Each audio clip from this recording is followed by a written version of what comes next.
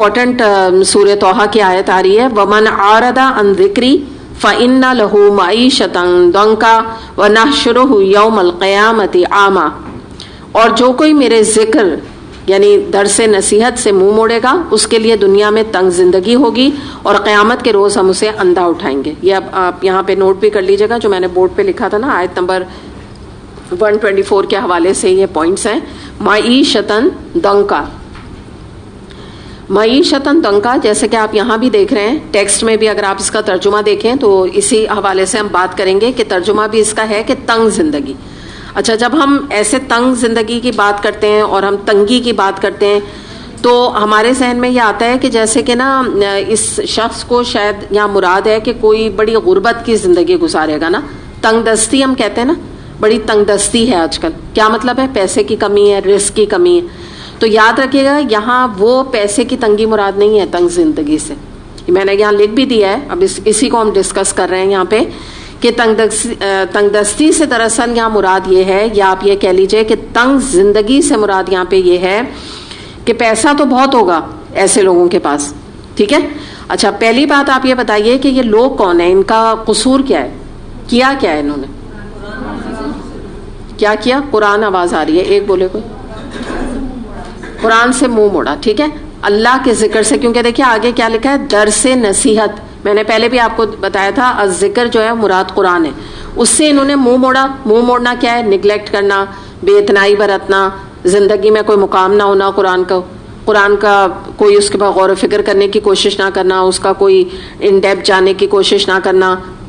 مطلب بس ٹھیک ہے قرآن ہے، ہم نے سنا ہے اللہ کی کتاب ہے، دیٹس اٹ، یہ ان کا معاملہ تھا نا۔ تو اس کے ریپرکشنز کیا بتا رہے ہیں اللہ تعالیٰ کہ جو یہ ایسا کرے گا تو اس کی زندگی تنگ ہو جائے گی،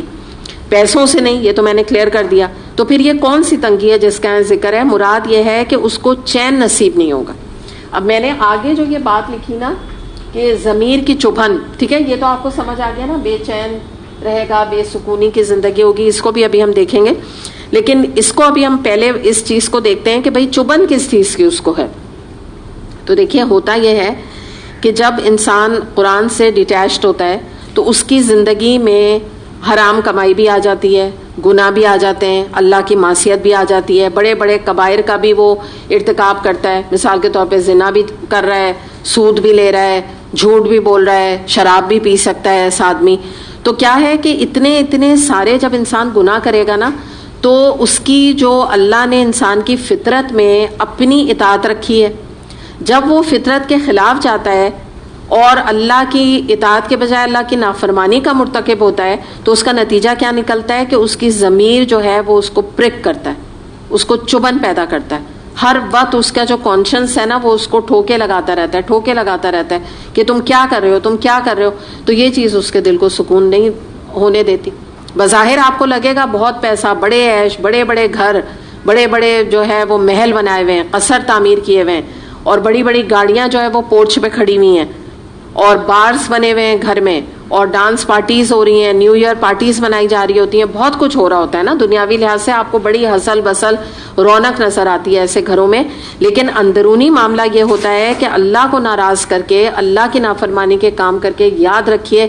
روحانی طور پہ کوئی خوش نہیں رہ سکتا، جسمانی طور پہ رہ سکتا ہے، یعنی آپ کو دیکھے گا کہ یہ بڑا خوش آدمی ہے، اس کے لباس سے، اس کی جولری سے، اس کے میک اپ سے، اس کی گاڑیوں سے، اس کے عیش و آرام سے، بظاہر لگے گا جسمانی طور پہ اور یا اس کی مٹیریلسٹک مادی چیزیں دیکھ کے کہ یہ آدمی بڑا ہی خوش ہے، لیکن حقیقت کیا ہے وہ اللہ تعالیٰ نے بتا دی کہ زندگی اس کی تنگ ہوگی، آلدو اتنا پیسہ ہوگا، اتنا پیسہ کہ سنبھالا جائے گا نا۔ اچھا، اس کے بعد کیا ہے کہ اب جو یہاں پر مزید میں آپ کو ایکسپلین کرتی ہوں کہ یہ جو ہے نا بے چینی، بے سکونی، ٹینشن، ڈپریشن، سٹریس، یہ سب کچھ لائف میں جو ہے اس کی وجہ کیا ہوگی کہ گھر ہیں، بڑے بڑے گھر ہیں، لیکن کیا ہے گھر سے نکل کر مارے پھر رہے ہیں۔ آپ نے لوگوں کو دیکھا نہیں ہے، بعض لوگوں کو آپ دیکھیں کہ کلبس کے ممبر ہوتے ہیں تو صبح سے لے کے شام تک کلب میں بیٹھے ہیں، بچے بھی اسکول سے وہیں آ رہے ہیں، مطلب ایک عجیب گھر سے جیسے ان کو وحشت ہوتی ہے۔ اچھا، قرآن میں اللہ تعالیٰ نے فرمایا کہ ہم نے تمہارے گھروں کو سکون کا ذریعہ بنایا ہے، تو ایک جو نارمل انسان ہے نا، چاہے وہ مرد ہے چاہے عورت ہے، اس کو گھر میں سکون ملنا چاہیے، یا ہمیں بھی اپنے کو ٹیسٹ کر کے دیکھنا چاہیے کہ مجھے اپنے گھر میں سکون ملتا ہے؟ اگر مجھے نہیں مل رہا ہے نا، اور میں ہر وقت کہ آج یہاں کھانا کھانے جانا ہے، آج میں ادھر چلی جاؤں، آج میں ویکیشن پہ چلی جاؤں، آج میں کچھ نہیں ہے بس حیدرآباد چلی جاؤں، بس گھر سے نکل جائے، یعنی کہ کوئی گھر سے جیسے فرار حاصل کرنے کی ہر وقت کوشش کرنا، یہ اسٹریس، بے چینی، بے سکونی کی علامت ہے۔ یہ کوئی مبارک سمٹم نہیں ہے، کیونکہ گھر اللہ نے سکون کا ذریعہ بنایا ہے کہ چین سے بیٹھ کے انسان اپنے گھر میں ریجوائس کرے۔ آپ دیکھیں نا، ایک عورت تو گھر کی بالکل ملکہ ہوتی ہے نا، جو جی چاہے پکائے کھائے، گھر کو اپنا ٹھیک ٹھاک کر کے رکھے، اور پھر اس میں سے کوالٹی ٹائم نکال کے قرآن کا علم حاصل کرے وہ۔ لیکن جب مارا انسان پھرے گا تو اس کو کہیں چین نہیں ملے گا۔ تو یہ وہ لوگ ہوتے ہیں، ونٹر آ رہے ہیں تو ویکیشن کے لیے تیاری پکڑی ہوئی ہے، جیسے بس گھر سے نکل جائیں، اور بڑے ہی خوش ہوتے ہیں، یعنی اپنے طور پہ وہ سمجھتے ہیں کہ ہم بہت خوش ہو رہے ہیں، ایکچولی روحانی طور پہ ڈیڈ ہوتے ہیں، روحانی میں طور پہ ان کو خوشی نہیں مل رہی ہوتی ہے، بس اپنے میں خوش ہو رہتے ہیں، خود ہی ہنستے رہتے ہیں، لیکن اندر سے کبھی بھی روحانی جو مسرت ہے وہ ان کو نہیں پتا ہوتا یہ چیز کیا ہے، جو کس میں الا بذکر اللہ تطمئن القلوب، سورہ رعد آیت نمبر 28۔ آگاہ ہو جاؤ، اللہ کے ذکر سے ہی دل اطمینان پاتے ہیں۔ تو ان کو اس کا مزہ ہی نہیں لگا ہوتا نا، ان کو پتہ ہی نہیں ہوتا۔ تو جب اگر آپ کے سامنے ہیرے ہیں اور کانچ ہے، لیکن آپ کو ڈفرینسیشن کرنا نہیں آتا یا ہیرے کی ورت نہیں آتی، تو کانچ ہی لے لیں گے ہم ہاتھ میں اور کہیں گے بڑے اچھے ہیں یہ کانچ کے ٹکڑے، چاہے وہ ہمیں کاٹ ہی ڈالیں کیونکہ اس کے ایجز نکلے ہوئے۔ تو یہ ہوتا ہے کہ جب انسان کو پتہ نہیں ہوتا نا، تو اچھی چیز کا ٹیسٹ یا اچھی چیز کی قدر تو وہ سمجھ بھی نہیں پاتا کہ what is missing in my life. اچھا، پھر کیا ہے؟ ایک یہ بے چینی کا سمٹم نا کہ گھر میں دل نہ لگنا۔ دوسری بات کیا ہے کہ اولاد تو ہوگی، لیکن کیونکہ ان کی دینی تربیت تو کی نہیں، تو اولاد جو ہے وہ اللہ کی تو چھوڑے، والدین کی بھی اطاعت گزار نہیں ہوگی، کیونکہ والدین نے کون سی اللہ کی اطاعت کی جو اولاد ان کی اطاعت کرے نا۔ تو اولاد بھی جو ہے وہ اپنی مرضی کی زندگی گزارے گی، بیک آنسر کرے گی، پریشان کرے گی، ان کی بے راہ روی، ان کی چیزیں جن پر منع نہیں کیا، تو اب وہ سامنے جب آئیں گی تو بری لگتی ہیں بعض دفعہ والدین کو، پھر ایک ایج کے بعد۔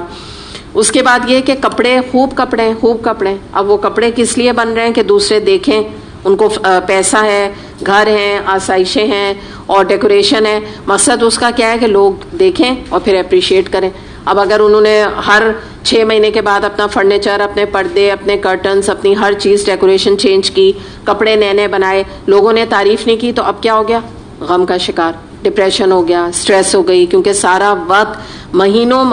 گھر کی ڈیکوریشن میں لگا دیے تھے نا، تعریف کسی نے کی نہیں، کپڑوں کی بھی تعریف نہیں کی، میک اپ کی بھی تعریف نہیں کی، جولری کے بارے میں نہیں پوچھا، لاکھوں روپے کے ڈائمنڈز دیے تھے، کسی نے دیکھا ہی نہیں، تو اب کیا؟ ایک اور غم لگ گیا۔ مطلب اس طرح زندگی دیکھی نا کیا ہو رہی ہے، آپ خود یو کین فیل اٹ نا، کہ تنگ سے تنگ زندگی ہوتی جا رہی ہے۔ اس کے بعد کیا ہے؟ اب کیا ہوتا ہے کہ جب اس طرح کی زندگی لوگ گزارتے ہیں ایسے، تو اب اللہ سے تو کوئی تعلق ہے نہیں ہے، تو پہلے ہی اللہ تعالیٰ نے بتا دیا کہ قرآن کے تو قریب نہیں آتے کہ ان کو کوئی سکون ملے، تو اب کہتے ہیں چلو کچھ اور تلاش کرو۔ تو جو کچھ لوگ ہیں وہ ڈرگس میں اپنے آپ کو ڈبو دیتے ہیں، ڈرگ ایڈکٹ بن جاتے ہیں، کچھ شراب پینے لگ جاتے ہیں، وائن میں اپنے کو ڈبو دیتے ہیں، بارز بنے ہوئے ہیں، وہ پارٹیز کر کے نشے میں بھلا دیتے ہیں۔ نشہ ایکچولی ہے بھی کیا کہ آپ کو تمام چیزوں سے بالکل بری و ذمہ کر دے، انسان بھول ہی جائے، آخرت کیا وہ تو دنیا ہی بھول جاتا ہے انسان، تو اس میں اپنے کو ڈبو دیتے ہیں۔ کوئی میوزک میں اپنے رائے فرار تلاش کرتے ہیں، کوئی گھومنے پھرنے میں کرتے ہیں، کوئی موویز دیکھ کے، سینما ہالز میں جا کے اپنا دل بہلاتے ہیں، ڈرامے دیکھ کے، چینل سرفنگ کر کے، بس انہی چیزوں میں اپنے کو وقت کو لگاتے رہتے ہیں اور اپنے دل کو سہارا دیتے رہتے ہیں کہ چلو اب اس میں دل نہیں لگ رہا، چلو یہ ڈرامہ نہیں، چلو وہ دیکھتے ہیں، یہ شو اچھا نہیں لگ رہا، اندر شو دیکھتے ہیں، یہ میوزک نہیں اچھا لگ رہا، چلو کسی اور کا سنتے ہیں۔ بس اسی میں زندگی گزرتی جاتی ہے، جو حقیقت میں جو دل کا انشراح اور چین ہے وہ تو نہیں پاتے۔ اس کے بعد یہ کہ آپ یہ سمجھیے کہ اتنے بڑے بڑے گھر ہیں، اتنے پرتعیش گھر ہیں، لیکن جب تک اینٹی ڈپریسنٹ نہیں کھاتے تو نیند ہی نہیں آتی ہے نا، کیونکہ ضمیر کی چبھن ہے، میں نے آپ کو بتا دیا کہ ضمیر جو ہے وہ اتنا زیادہ چبھن کرتا ہے، اتنا زیادہ پرک کرتا ہے کہ بھئی یہ کیا زندگی ہے، یہ کیسی زندگی ہے اللہ کی نافرمانی کی نا، اندر سے ایک نہ ایک ٹھوکا تو لگتا رہتا ہے نا، تو اس کے بغیر نیند نہیں آتی۔ تو بات کیا ہے کہ خوشی کے تو بڑے سامان لوگ جمع کر لیتے ہیں گھروں میں، لیکن حقیقی معنوں میں خوشی نصیب ان کو ہو نہیں پاتی، اور اسی طرح ایک دن آتا ہے آخری وقت کے اللہ کے پاس پہنچ جاتے ہیں۔ اور اس کے بعد آپ دیکھیے، یہ تو میں نے آپ کو دنیا کی تنگی بتائی، علماء کا کہنا یہ ہے کہ یہاں پر قبر کی تنگی بھی مراد ہے، جو کہ آپ کو پتہ ہے کہ کافر کے لیے خاص طور پہ یا غیر مومن کے لیے کیا ہوگی؟ قبر جو ہے وہ تنگ ہو جائے گی, اتنی تنگ ہو جائے گی کہ اس کی پسلیاں آپس میں ایک دوسرے کے ساتھ جڑ جائیں گی. تو پھر دنیا بھی تنگ, پھر آگے جا کے جیسی زندگی گزاری, جیسی اللہ کی ناراضگی کی پوری زندگی گزری, تو قبر میں بھی تنگی. تو نہ دنیا ہی میں چین ملا, نہ قبر میں جا کے کوئی سکون ہے. اور مومن کے لیے تو کیا ہے کہ اس کی جو قبر ہے وہ تو وسیع ہو جائے گی, ایک جنت کے باغوں میں سے ایک باغ بن جائے گی, جنت کی کھڑکی اس کے لیے کھول دی جائے گی. کہتے ہیں کہ 70 گز یا پتہ نہیں کتنا اس میں آتا ہے کہ وہ ایک باغ کی طرح مومن کو لگے گا کہ وہ قبر میں لیٹا ہوا ہے. روشنی اس کے لیے کر دی جائے گی, قبر کشادہ کر دی جائے گی. تو بہت کچھ نعمتیں ہیں اس کے لیے تو تنگی نہیں ہے. لیکن یہ ان لوگ کا جن کا ذکر ہے ان کے لیے تنگی کی بات ہے. اور پھر آگے جو بڑی امپورٹنٹ بات آ رہی ہے, جس کو کہ آگے کی آیت میں اب ہم دیکھیں گے کہ قیامت کے روز ایک اور ان کے اوپر یہ اللہ تعالیٰ کا غضب بھڑکے گا کہ اللہ تعالیٰ ان کو اندھا اٹھائیں گے. اب یہ کیا مراد ہے, اس کو ہم دیکھتے ہیں.